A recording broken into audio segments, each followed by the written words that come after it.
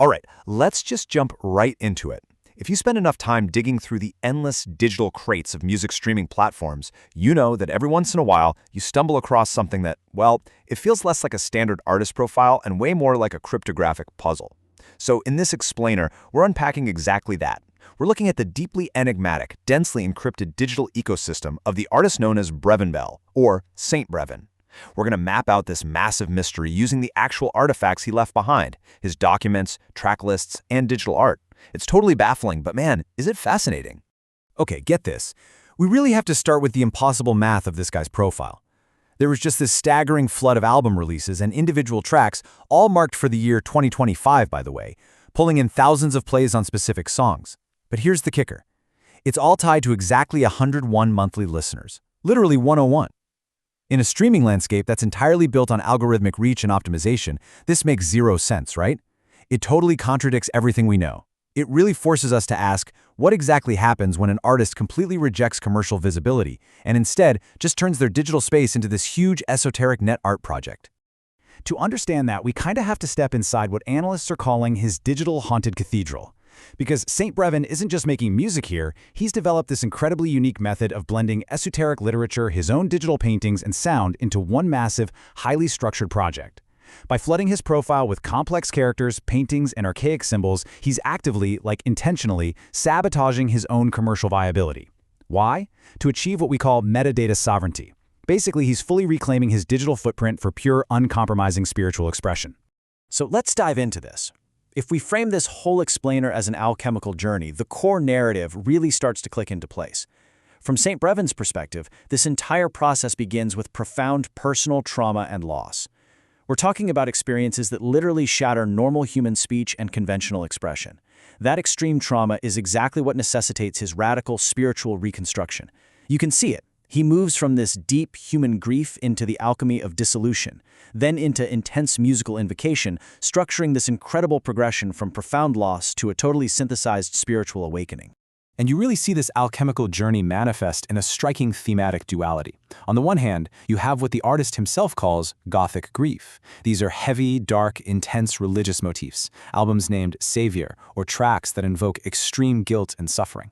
But then, right alongside all of that heaviness, you find this very gentle, Y2K aesthetic vulnerability. Titles decorated with little flowers and hearts, like I Am Healing Gentle RN. It's such a fascinating contrast, and it perfectly proves how he balances the really severe work of divine spiritual invocation with the incredibly fragile, raw human experience of loss. Now, to bridge that gap between human grief and the divine, Saint Brevin anchors his work in sacred mathematics. In his writings, the number 777 is inextricably tied to the name Abraxas. And from his perspective, this isn't just some random number, right? It represents divine perfection and the ultimate alchemy of dissolution. It's the necessary kind of violent breaking down of the old, traumatized self to allow a completely new, perfected spiritual entity to emerge from the wreckage. Now, what's really interesting here is the number 801. In the source documents, this is explicitly stated as the geometric value for omega alpha. Notice the reversal there. The end, that is the beginning. For Saint Brevin, 801 symbolizes the absolute completion of the cosmic cycle. It actually serves as his mathematical proof that his spiritual and artistic journey has reached a state of totality. We also see 365, which is classically known as the Abraxas number, representing the Gnostic deity that embodies cosmic totality. In Saint Brevin's Digital Grimoire, 365 takes the mundane, everyday calendar year and completely elevates it into a continuous, divine loop of eternal return, cyclical time made completely sacred. And the whole number sequence wraps up with 444. This links directly to the concept of becoming a divine likeness, demonstrating that his spiritual goals actually require intense, daily practice to manifest. I mean, this isn't just abstract theory for him, it's a constant, highly disciplined daily manifestation of his esoteric goals through his art. Think about how wild this is. By using symbols like the Eye of Horus, Saint Brevin treats sound and visual metadata as literal tools for magical invocation. He embeds ancient Egyptian sigils' numerical codes right into the metadata of his songs, basically turning standard streaming platforms into digital altars. It means that just reading his discography and experiencing his sonic architecture becomes a spiritual ritual in itself. All right, Section 1, Abraxas and Venus, the union of opposites. So in his universe, Two primary forces have to unify to complete the self. You've got Abraxas, representing this severe, warring cosmic totality, perfectly counterbalanced by Venus, who represents this deep, pink, purpley, earthly, romantic desire. You can literally hear this in his manifestos. I will only be with Venus, a princess and, queen. To prove this union, his writings explicitly break down the geometric values assigned to both Venus and Brevin, calculating their numeric equivalents to show how they mathematically align in perfect esoteric symmetry. He is anchoring high cosmic magic in very raw, deeply recognizable human longing.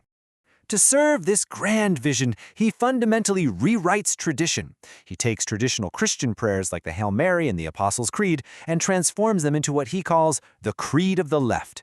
Just looking at this impartially through the lens of the source material, injecting these traditional texts with esoteric, left-hand path concepts is St. Brevin's vital method of reclaiming his own spiritual self-sovereignty. And this brilliantly illustrates his mindset perfectly. I know the serpent, the mysteries and the houses of God. For this artist, songwriting functions as an act of daily prayer. He utilizes musical expression as a literal ritual to channel divine entities and explore the absolute deepest hidden corners of theology. He's not just making tracks for a chill playlist, He's actively constructing a spiritual dialogue. Now, for any digital creators or spiritual seekers watching, this right here is the absolutely crucial takeaway. What looks like a totally chaotic release strategy on the surface is actually a highly disciplined multimedia spiritual ritual. He hacks Unicode typography to change the visual landscape, he uses geometric track titles as mathematical spells, he blends esoteric literature and digital painting with sound, and he treats these massive multi-album drops as synchronized ritual events. Ending his creed with life everlastings, specific sound choices, along with his integrated paintings and text formatting, directly mirror the final alchemical stages of his spiritual process. The chaotic glitching, the dramatically slowed audio, the massive walls of visual text, they aren't just aesthetic choices. They're the digital artifacts of a linguistic collapse, which is then followed by the resurrection and solidifying the rebirth of the artist on his own, entirely uncompromising terms. So, as we pull all of this together, St. Brevin's work, dense and difficult as it absolutely is, acts as this powerful testament to the capability of art. It proves that music and digital creation can serve as the ultimate bridge between human emotion and cosmic ritual. It shows us that music can transmute the absolute darkest, most shattering human traumas into a synthesized, highly structured divine awakening. Which leaves us with this final provocative thought. When we look at this massive, intricate world he's built for an audience of roughly 100 people, what is this really? Is it an intensely intimate public diary meant only for a select few? Is it a sprawling art project testing the absolute limits of how much aesthetic control an artist can force onto a corporate platform? Or is it just an intricate labyrinth built solely to reward the curious wanderer? Whatever your conclusion is, it completely challenges our everyday assumptions about algorithmic resistance and why we truly make art on the internet today. Keep exploring.